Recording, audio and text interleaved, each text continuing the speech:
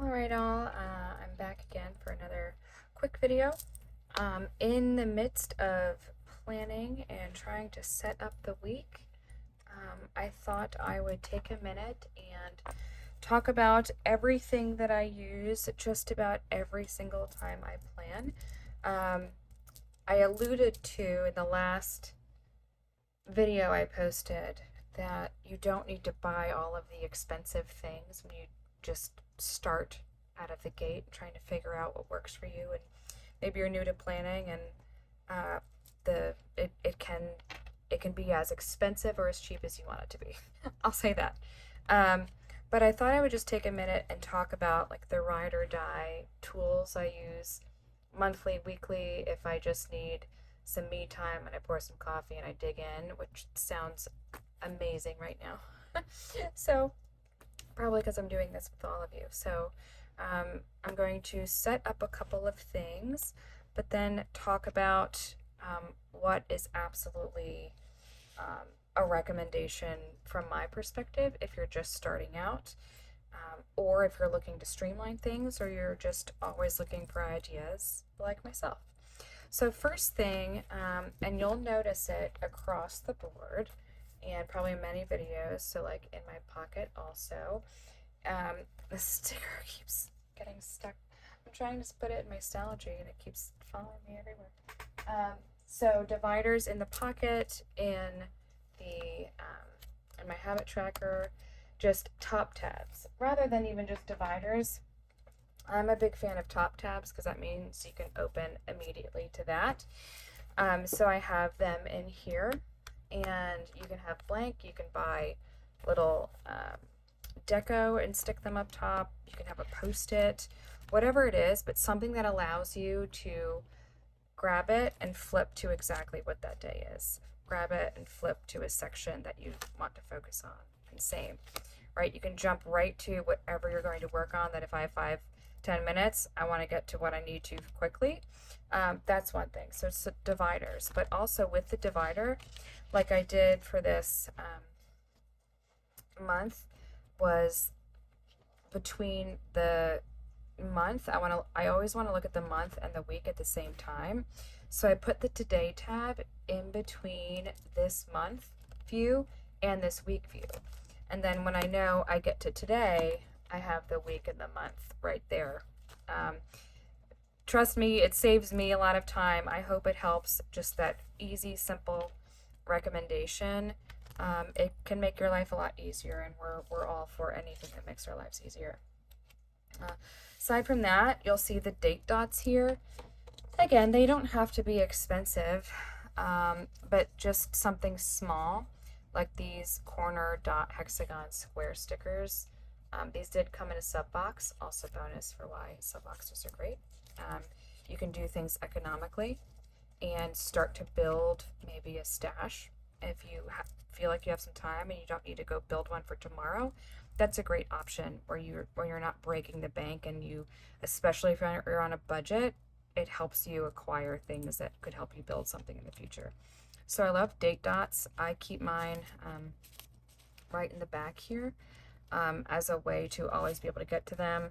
You can also tuck them, in the side so they're hidden depending on what your preference is. I like, if they're out of sight, they're out of mind in my mind. So I put them where I can see them.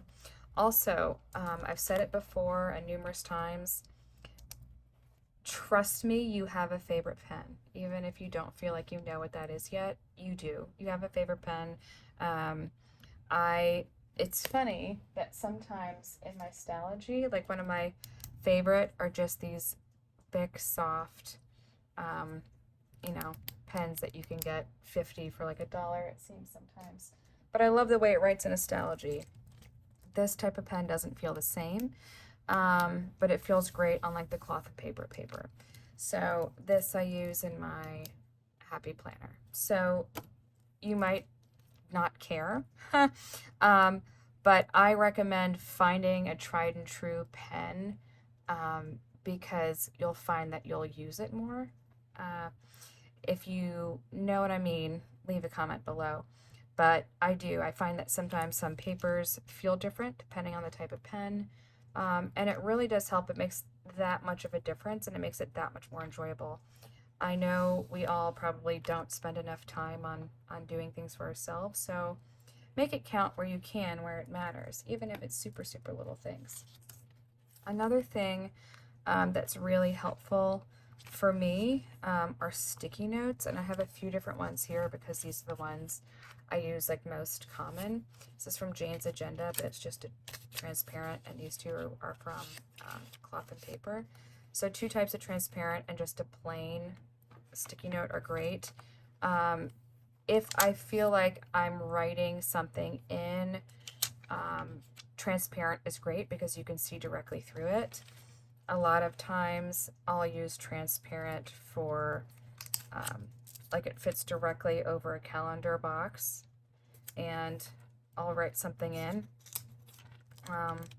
So here, if I just added this in here, if it's something that maybe it's the end of the month and you're going to move it, you can always write something and then transfer it. So this is happening on the 1st, and I'll put it here as a reminder, but then in July I'll be able to come to July's month and put it on the 1st. And then it's also great that if you have something that maybe it'll move, maybe it'll shift. Like I know I have a few appointments this week, and I think when I was planning them I didn't take into account what the week would be like to balance everything. But it'll be okay. Like I have 3 appointments, all virtual, so it's not a lot of driving and commuting. But there are times that things have to get moved. So if you're not a fan of like the scratch and dent, I call it, like scratching it out and moving it, it's a really great option to call attention to something that like might move, right? So that's a great way to do it. And so you leave it there, and then maybe you're pre-planning and you realize that you can move it, you can shift it around, and then you're not scratching paper out. If like scratching and moving on drives you nuts, then don't worry about it. Just use a sticky note.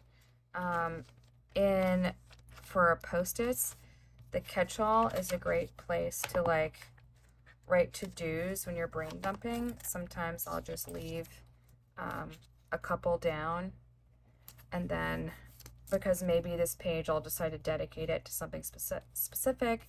In the meantime, I'll just write to-dos, and then I can take the to-dos and I have it then in my dashboard, and I can move it and I put it exactly where I need it, and wherever I think I'm going to see it best, I place it there. If it's related to a certain section, I place it there.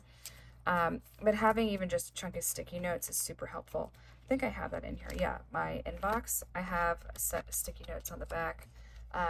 These came out of the cloth and paper subscription box, and I was really happy with these affirmation Post-its. I used them more than I thought I would, but I really like them. So Post-its are great. In my opinion, you can never have too many. But sometimes they can run pretty expensive. So just be cautious. That adds up fast, but they're very, very helpful. The transparent ones, I never thought I'd be able to get on board with that, but I really, really like it.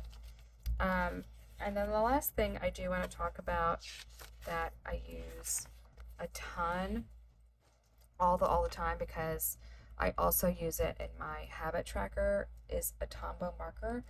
And the reason why I like these is you can highlight important dates. Like I know I have training the 5th, 6th, and 7th, and so I'll highlight that. So I know I have work training those days, so I can't really plan anything. So it's good for high level. It's good for highlighting. I use it a lot for like highlighting weeks or drafting certain weeks.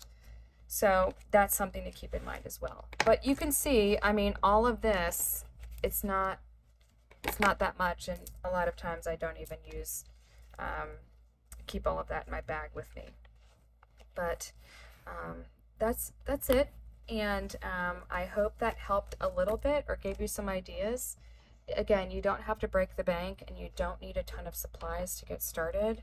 But if you're unsure of where to start, I hope that some of these recommendations do help you.